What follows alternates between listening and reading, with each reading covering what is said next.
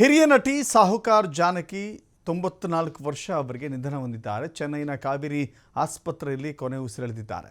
ವಯೋಸಹಜ ಕಾಯಿಲೆಯಿಂದ ಅವರು ಬಳಲ್ತಾ ಇದ್ರು.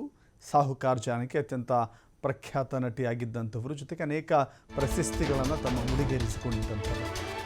ಕರ್ನಾಟಕ ಮೂಲದವರು ಸಾಹುಕಾರ್ ಜಾನಕಿ 1950ರಲ್ಲಿ ಸಾಹುಕಾರ್ ಸಿನಿಮಾ ಮೂಲಕ ಚಿತ್ರರಂಗಕ್ಕೆ ಎಂಟ್ರಿ ಕೊಟ್ಟಂಥವರು. ಹೀಗಾಗಿ ಜಾನಕಿ ಅವರ ಹೆಸರಿನ ಪಕ್ಕದಲ್ಲಿ ಸಾಹುಕಾರ್ ಜಾನಕಿ ಸೇರಿಕೊಳ್ತು.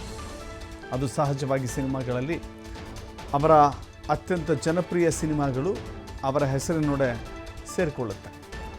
ಸಾಹುಕಾರ್ ಜಾನಕಿ ಅವರ ಹೆಸರು ಬಂದಿದ್ದು ಸಾಹುಕಾರ್ ಸಿನಿಮಾದಿಂದ.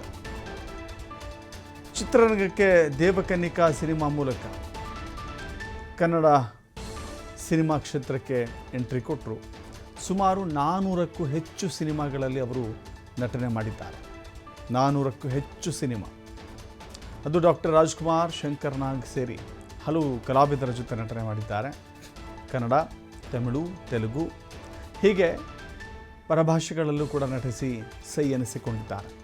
1931ರಲ್ಲಿ ಚೆನ್ನೈನಲ್ಲಿ ಜನಿಸಿದ್ದಂಥ ಸಾಹುಕಾರ್ ಜಾನಕಿ ಅವರು 7 ದಶಕಗಳಿಂದ ಅಧಿಕ ಕಾಲ ಚಿತ್ರರಂಗದಲ್ಲಿ ಸೇವೆಯನ್ನು ಸಲ್ಲಿಸಿದ್ದಾರೆ. 2022ರಲ್ಲಿ ಪ್ರತಿಷ್ಠಿತ ಪದ್ಮಶ್ರೀ ಪ್ರಶಸ್ತಿಗೆ ಜಾನಕಿಯವರು ಭಾಜನರಾಗಿದ್ದಾರೆ. ಸಾಹುಕಾರ್ ಜಾನಕಿ ಅಂತ ಹೇಳಿದ್ರೆ ಈ ರಾಜ್ಯದ ಬಹುತೇಕರು ಅವರನ್ನು ನೋಡಿದ್ದಾರೆ, ಕೊಂಡಾಡಿದ್ದಾರೆ, ಅವರ ಸಿನಿಮಾಗಳನ್ನು ನೋಡಿದ್ದಾರೆ. 94 ವರ್ಷ ಅಂತ ಹೇಳಿದ್ರೆ ಸುದೀರ್ಘವಾದಂಥ ಜೀವನವನ್ನು ಸಾರ್ಥಕತೆಯಿಂದ ಕಳೆದಿದ್ದಾರೆ. ಕನ್ನಡ ಮೂಲದವರು, ಸೆಟ್ಲ್ ಆಗಿದ್ದು ಚೆನ್ನೈನಲ್ಲಿ. ಕನ್ನಡ ಅವರು ಅಲ್ಲಿ ನೆಲೆಸಿದ್ರೂ ಕೂಡ ಕನ್ನಡವನ್ನು ಮರಿಲಿಲ್ಲ. ಕನ್ನಡಕ್ಕಾಗಿ ಅನೇಕ ಸಿನಿಮಾಗಳನ್ನು ಕೊಟ್ಟಂಥವರು. ಸಾಹುಕಾರ್ ಜಾನಕಿ ಕಳೆದ 2022ರಲ್ಲಿ ಅವರು ಪದ್ಮಶ್ರೀ ಪ್ರಶಸ್ತಿಯನ್ನು ಕೂಡ ಪಡೆದುಕೊಂಡಿದ್ದಾರೆ.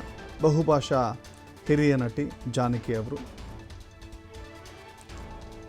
400ಕ್ಕೂ ಹೆಚ್ಚು ಸಿನಿಮಾಗಳಲ್ಲಿ ಅವರು ನಟನೆ ಮಾಡಿ ಸೈ ಎನಿಸಿಕೊಂಡಿದ್ದರು. ಸಾಹುಕಾರ್ ಜಾನಕಿ ಅವರ ಇಡೀ ಜೀವನ ಸಿನಿಮಾಗಾಗಿ ಮುಡುಪಿಟ್ಟಿದ್ದರು. ಭಾರತೀಯ ಚಲನಚಿತ್ರರಂಗದ ಖ್ಯಾತ ನಟಿ, ಪದ್ಮಶ್ರೀ ಪ್ರಶಸ್ತಿ ಪುರಸ್ಕೃತೆ ಸಾಹುಕಾರ್ ಜಾನಕಿ ಅವರ ಆರೋಗ್ಯ ಹದಗೆಟ್ಟಿತ್ತು. ಆ ಕಾರಣದಿಂದಾಗಿ ಚೆನ್ನೈನ ಖಾಸಗಿ ಆಸ್ಪತ್ರೆಯಲ್ಲಿ ದಾಖಲು ಮಾಡಲಾಗಿತ್ತು. ಆದರೆ ಚಿಕಿತ್ಸೆ ಫಲಕಾರಿಯಾಗದೆ ನಟಿ ನಿಧನರಾಗಿದ್ದಾರೆ. ಅನಾರೋಗ್ಯದ ಕಾರಣಕ್ಕಾಗಿ 94 ವರ್ಷದ ನಟಿಗೆ ತೀವ್ರ ನಿಗಾ ಘಟಕದಲ್ಲಿ ಚಿಕಿತ್ಸೆಯನ್ನು ನೀಡಲಾಗ್ತಾ ಇತ್ತು. 1931 ಡಿಸೆಂಬರ್ 12ರಂದು ಜನಿಸಿದಂಥ ಸಾಹುಕಾರ್ ಜಾನಕಿ ದಕ್ಷಿಣ ಭಾರತೀಯ ಚಿತ್ರರಂಗದ ಅತ್ಯಂತ ಗೌರವಾನ್ವಿತ ವ್ಯಕ್ತಿಗಳಲ್ಲಿ ಒಬ್ಬರು ಅಂತ ಪರಿಗಣಿಸಲಾಗಿದೆ. ಅವರ ದಶಕಗಳ ವೃತ್ತಿ ಜೀವನದುದ್ದಕ್ಕೂ ಕೂಡ ಅವರು ನಟನಾ ಕಲೆಯನ್ನು ಪ್ರದರ್ಶನ ಮಾಡಿದರು. ತಮಿಳು, ತೆಲುಗು, ಕನ್ನಡ ಮತ್ತು ಮಲಯಾಳಂ ಸಿನಿಮಾಗಳಲ್ಲಿ ಒಟ್ಟು 450ಕ್ಕೂ ಹೆಚ್ಚು ಸಿನಿಮಾಗಳಲ್ಲಿ ಅವರು ಕಾಣಿಸಿಕೊಂಡಿದ್ದಾರೆ. ಇನ್ನು 300ಕ್ಕೂ ಹೆಚ್ಚು ರಂಗನಾಟಕಗಳಲ್ಲಿ ಕೂಡ ಅವರು ಭಾಗವಹಿಸಿದ್ದಾರೆ. ಇದು ಅವರ ಕಲೆಗೆ, ಅವರ ಜೀವನವನ್ನು ಹೇಗೆ ಮುಡುಪಾಗಿಟ್ಟಿದ್ರು ಅಂತ ಇದು ನೋಡಿದರೆ ಅರ್ಥ ಆಗುತ್ತೆ. ಸಾಹುಕಾರ್ ಜಾನಕಿಯವರು LV ಪ್ರಸಾದ್ ನಿರ್ದೇಶನದ ತೆಲುಗು ಚಿತ್ರ ಸಾಹುಕಾರ್ ಮೂಲಕ ತಮ್ಮ ನಟನಾ ವೃತ್ತಿ ಜೀವನವನ್ನು ಪ್ರಾರಂಭ ಮಾಡಿದರು. ಸಾಹುಕಾರ್ ಕನ್ನಡದ ಚಿತ್ರವಲ್ಲ, ಬದಲಾಗಿ ತೆಲುಗು ಚಿತ್ರ. ಹೀಗಾಗಿ ಸಾಹುಕಾರ್ ಜಾನಕಿ ಜೊತೆಗೆ ಸೇರಿಕೊಳ್ತು. ಈ ಚಿತ್ರದ ಅಪಾರ ಯಶಸ್ಸಿನ ನಂತರ ಅವರು ಸಾಹುಕಾರ್ ಎಂಬ ಅಡ್ಡ ಹೆಸರನ್ನು ಪಡೆದರು. ಅದು ಅವರ ಜೊತೆ ಶಾಶ್ವತವಾಗಿ ಸಂಬಂಧವನ್ನು ಹೊಂದಿತ್ತು. ನಂತರ 1952ರಲ್ಲಿ ವಲಯಪತಿ ಎನ್ನುವ ತಮಿಳು ಚಲನಚಿತ್ರಕ್ಕೂ ಕೂಡ ಪ್ರವೇಶ ಮಾಡಿದರು. 1959ರ ಚಲನಚಿತ್ರ ಮಹಿಷಾಸುರ ಮರ್ದಿನಿ ಅವರ ವೃತ್ತಿ ಜೀವನದಲ್ಲಿ ಮಹತ್ವದ ಮೈಲಿಗಲ್ಲು ಅಂತ ಸಾಬೀತಾಯಿತು.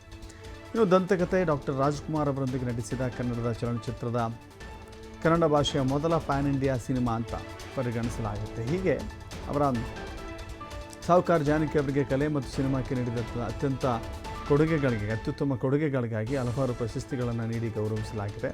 ಅವರಿಗೆ ನಂದಿ ಪ್ರಶಸ್ತಿ ಬಂದಿದೆ, ಕಲೈ ಮಾಮಣಿ ಪ್ರಶಸ್ತಿ ಬಂದಿದೆ. ಜೊತೆಗೆ ಭಾರತೀಯ ಚಿತ್ರರಂಗಕ್ಕೆ ನೀಡಿದ ಅನುಪಮ ಕೊಡುಗೆಯನ್ನು ಗುರುತಿಸಿ ಭಾರತ ಸರ್ಕಾರ ಅವರಿಗೆ ಪ್ರತಿಷ್ಠಿತ ನಾಗರಿಕ ಗೌರವದ ಪದ್ಮಶ್ರೀ ಪ್ರಶಸ್ತಿಯನ್ನು ಕೂಡ ನೀಡಲಾಗಿದೆ. ಇತ್ತೀಚಿನ ವರ್ಷಗಳಲ್ಲೂ ಕೂಡ ಈ ಇಳಿ ವಯಸ್ಸಿನಲ್ಲೂ ಕೂಡ ಅವರು ಚಲನಚಿತ್ರಗಳಲ್ಲಿ ಬಹಳ ಸಕ್ರಿಯರಾಗಿದ್ದರು ಅಂತ ಗೊತ್ತಾಗುತ್ತೆ. ಕೊನೆಯ ಬಾರಿಗೆ 2023ರಲ್ಲಿ 3 ವರ್ಷದ ಕೆಳಗೆ ತೆಲುಗು ಚಿತ್ರ ಅನ್ನಿ ಮಂಚಿ ಶಕುನ ಮುಲೆ ಅನ್ನುವ ದೊಡ್ಡ ಪರದೆಯ ಮೇಲೆ ಕಾಣಿಸಿಕೊಂಡಿದ್ರು ಅನ್ನೋದು ಅವರ ಹೆಗ್ಗಳಿಕೆ. ಮತ್ತಷ್ಟು ಮಾಹಿತಿ ನಮ್ಮ ಪ್ರತಿನಿಧಿ ರಮೇಶ್ ನೀಡ್ತಾರೆ. ರಮೇಶ್, ನಿಜಕ್ಕೂ ಕೂಡ ದಕ್ಷಿಣ ಭಾರತದ ಅಥವಾ ಇಡೀ ಭಾರತದ ಚಲನಚಿತ್ರ ಉದ್ಯಮಕ್ಕೆ ಬಹಳ ದೊಡ್ಡ ನಷ್ಟ ಅಂತ ಕಾಣಿಸುತ್ತೆ. ಅವರನ್ನು ನೆನಪು ಮಾಡಿಕೊಳ್ಳುವುದು ಅವರ ಸಿನಿಮಾಗಳ ಮೂಲಕ, ಅವರ ಕೊಡುಗೆಗಳ ಮೂಲಕ. ಹೀಗಿತ್ತು ಕೊನೆಯ ದಿನಗಳು. ಆರೋಗ್ಯ ಅಂತ ಹೇಳಿದ್ರೆ 94 ವರ್ಷ ವಯಸ್ಸು ಕಾಯಿಲೆಗಳು ಖಂಡಿತವಾಗಿರುತ್ತೆ. ಇನ್ನು ಮುಂದಿನ ವಿಧಿವಿಧಾನಗಳು ಜೊತೆಗೆ ಏನೆಲ್ಲ ಮಾಹಿತಿ ಇದೆ ಸದ್ಯಕ್ಕೆ?